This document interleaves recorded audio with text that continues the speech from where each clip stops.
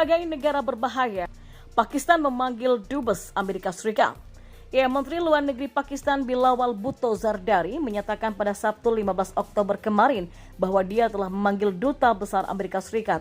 Pemanggilan ini dilakukan setelah Presiden Amerika Serikat Joe Biden mempertanyakan keamanan program nuklir Pakistan. Dalam pidatonya pada hari Kamis, Biden mengatakan, Pakistan adalah mungkin salah satu negara yang paling berbahaya di dunia karena memiliki senjata nuklir tanpa kohesi apapun. Transkrip pidato Biden diterbitkan oleh Gedung Putih di situs webnya. Bhutto Zardari mengaku terkejut dengan komentar tersebut. Sejauh menyangkut pertanyaan tentang keselamatan dan keamanan aset nuklir Pakistan, kami memenuhi setiap standar internasional sesuai dengan IAEA. Kata Bilawal Bhutto Zardari, seperti yang dikutip dari Reuters. Bhutto Zardari mengatakan dia tidak berpikir keputusan akan memanggil Duta Besar Amerika Serikat akan berdampak negatif terhadap hubungan dengan Amerika Serikat. Ia juga mengatakan para pejabat dapat mengatasi kekhawatiran khusus apapun yang dimiliki oleh Washington mengenai program nuklir. Hubungan antara Islamabad dan Washington yang pernah menjadi sekutu dekat baru saja mulai menghangat setelah beberapa tahun hubungan yang membeku, sebagian besar karena kekhawatiran tentang dugaan dukungan Pakistan terhadap Taliban di Afghanistan. Pakistan menyangkal dukungan ini. Menurut Bhutto Zardari, kekhawatiran tentang program nuklir Pakistan tidak muncul dalam perjalanannya baru-baru ini ke Washington, di mana ia mengadakan pertemuan ekstensif termasuk di Departemen Luar Negeri Amerika Serikat. Apa yang membuat senjata nuklir taktis? Inilah penjelasannya. Senjata nuklir tiba-tiba mencuri perhatian belakangan ini. Mulai dari kecemasan akan negara-negara Eropa akan ancaman Presiden Rusia Vladimir Putin menggunakan senjata nuklir di Ukraina, sampai Korea Utara yang terus melakukan uji coba rudal berkemampuan senjata pemusnah massal tersebut. Pembicaraan, perdebatan, sampai pengembangan senjata nuklir saat ini tidak pernah terlihat sejak era Perang Dingin. Padahal hingga saat ini tak ada definisi universal tentang senjata seperti itu. Para analis mencatat bahwa penggunaan jasa perangkat senjata nuklir apapun akan mematahkan tabu nuklir yang berlaku sejak Amerika Serikat menjatuhkan bom atom di Jepang pada tahun 1945, satu-satunya pengerahan senjata itu dalam perang. Berikut adalah karakteristik senjata nuklir taktis dan mengapa mereka menarik begitu banyak perhatian, seperti yang dilansir oleh Reuters pada Minggu 16 Oktober 2022. Apa itu senjata nuklir taktis? Senjata nuklir taktis sering dicirikan oleh ukurannya, jangkauannya, atau penggunaannya untuk target militer terbatas.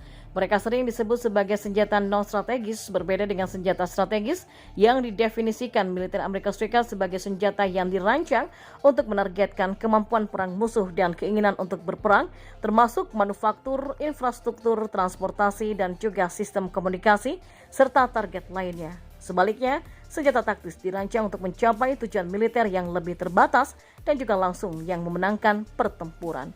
Istilah ini sendiri sering digunakan untuk menggambarkan senjata dengan hasil yang lebih rendah atau jumlah daya yang dilepaskan selama ledakan. Mereka biasanya berkali-kali lebih besar dari bom konvensional dan menyebabkan kejatuhan radioaktif dan efek mematikan lainnya di luar ledakan itu sendiri, dan tidak ada ukuran yang disepakati yang mendefinisikan senjata taktis. Senjata taktis sering dipasang sebagai rudal bom yang dijatuhkan dari udara atau bahkan peluru artileri yang punya jangkauan yang relatif pendek, jauh lebih kecil daripada rudal balistik antar benua atau ICBM yang dirancang untuk menempuh jarak ribuan kilometer dan menyerang target melintasi lautan. Namun, banyak dari sistem pengiriman ini juga dapat mengirimkan senjata nuklir strategis. Dan itulah senjata nuklir taktis. Lalu siapa yang memilikinya?